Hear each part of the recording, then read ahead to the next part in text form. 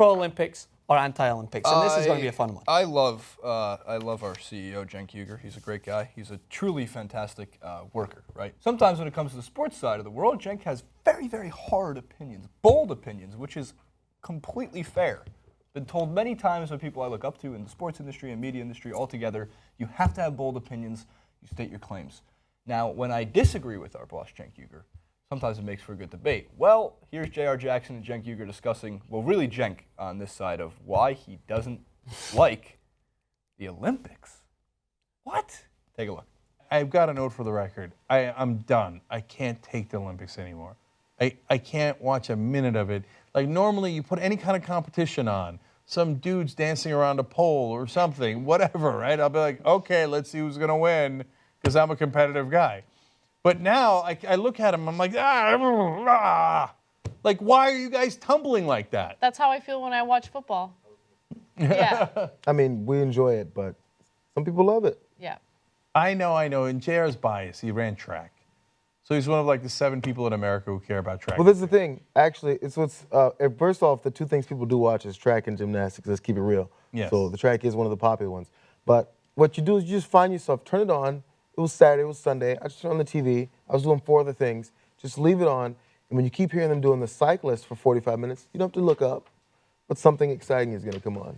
Well, the cyclist was exciting because that's the one thing I remarked out of the corner of my eye because the one who was leading like fell off a bridge or something. She ran off the road.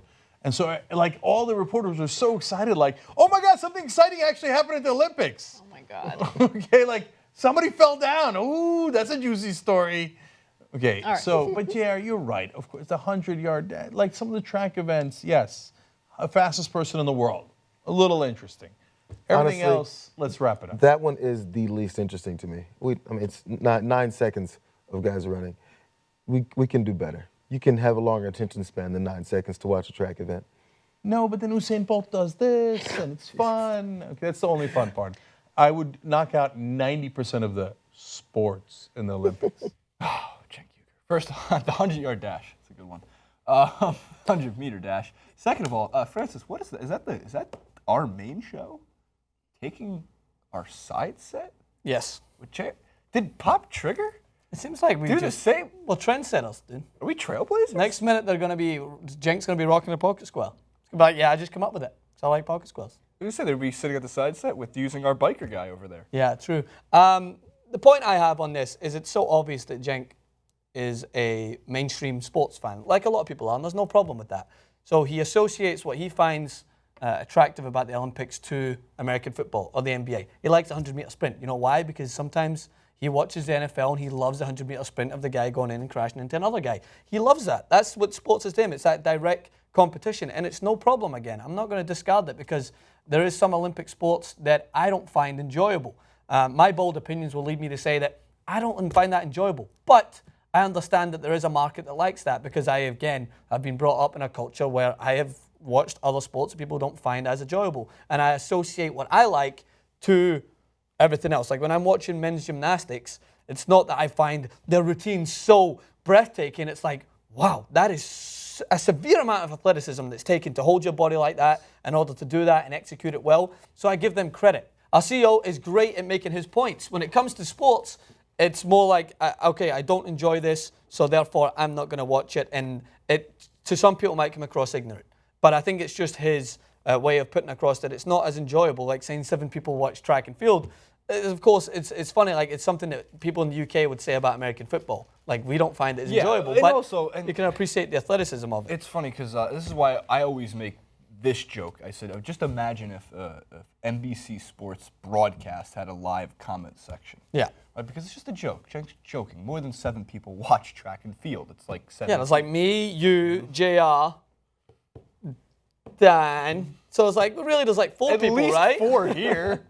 Could find 3 others across the country. Here's a couple reasons as to why I think the Olympics are fantastic, at least in the scope of the games itself, not what's going on around the scope of the games itself. For one, it's the second biggest stage in the world next to the World Cup, right? The viewership, the ratings, the amount of attention that some of these athletes that you never hear of, unfortunately, because outside of the women's gymnastics team, in 2016 in the Rio Olympics, you're not going to hear Simone Biles' name for 2 years, 3 years, right? You'll hear her name for the next week and a half, and she'll get a lot of coverage, and she'll probably grace the cover of Sports Illustrated alongside Michael Phelps and Katie Ledecky, at least here in the United States. I'm going to keep it to U.S. athletes because, of course, I know a little bit more about the U.S. athletes than I do because our broadcaster's showing all those videos. For another reason, too, I think it's some of the most well-produced documentary-style series of these athletes. These people that you've never heard of when it comes to their judo and what they went through, the stories of the people in Brazil and Rio. Sure, even Ambrosia and Lima and Ryan Seacrest talking about food and culture. It's just a different style of sports viewership that does bring people together because I can tell you, out of the friends I have here, when it comes down to specific sports, some will always be down to watch. When it comes to the NBA Finals, it's not hard to grab people and say, let's go to the bar and watch NBA Finals Game 3, Game 5. What I can tell you is the friends I have that are not sports fans altogether, as much at least as I am, or I'd say you were, they're the ones who call up and say, oh, you watching the Olympics? You go, yes. So yes, kayaking, canoeing might not be the most exciting thing. Rowing might not be the most exciting thing. But I think something that Cenk would absolutely adore, women's rugby sevens. They're running into each other. It's similar to football. They're hitting hard, same as men's rugby sevens. But just think about that for a second. You have to make it more physical in order to appeal to an audience. I think they should give not just batons. Let's just give them all swords. I think that in the 4x100 relay, you should be able to hit each other's knees with the baton. Let's just all make it real beat each other. interesting. Why does Phelps not just stand on the guy's head once he finishes and drown him? I forgot who tweeted it yesterday. There was a picture. Nick Wright, who I mentioned too much on the show, although I do like his opinions. He mentioned yesterday, just for the sake of it, could we have more than one option for the 4x100 for the 100-meter dash? Like Usain Bolt could do it forward, backwards, sideways, skipping, one-legged. Like, would he win all 4 gold medals if he did it backwards? And my final point in this is I don't want to associate it to American fans of sports, right? Because I don't think that that's fair because there's going to be a huge American audience that watches the Olympics. But I think that it is specific to American sports culture that you want things to be more competitive, more aggressive, more physical. And that's just, it's the way that it's so prominent. Why? Because your sports are the ones that you don't want to change. American football, despite a ridiculous amount of studies showcasing that concussions are jeopardizing people's health, you don't want to change it. Therefore, because you're so set in your ways that you don't want to change it. Baseball, traditional rules, therefore, you don't want to change it because it's something that you stand by. Whereas it comes to other sports that don't encompass that same level of competition as you believe or the physicality, you don't think it should be valued enough when it comes to a sport. That's why you have the argument as what is considered a sport. Well, it's competitive in their own way. Just because the people aren't smacking each other at full pelt, it doesn't mean that it's not a sport. Okay, the beautiful game, though? Yeah. Football? If you bring up the idea, why don't we just move the penalty? I don't see anybody's health getting jeopardized in football. 2 minutes.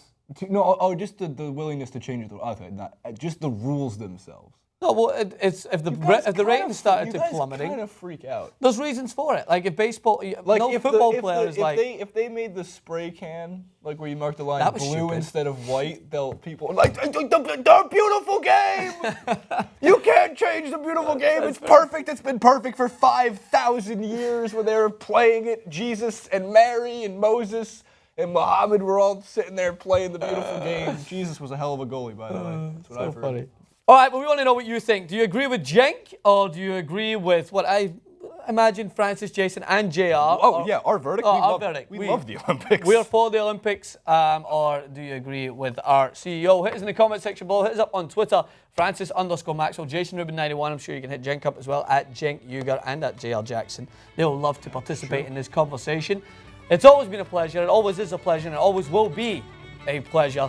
Comment below, and we'll see you guys, please.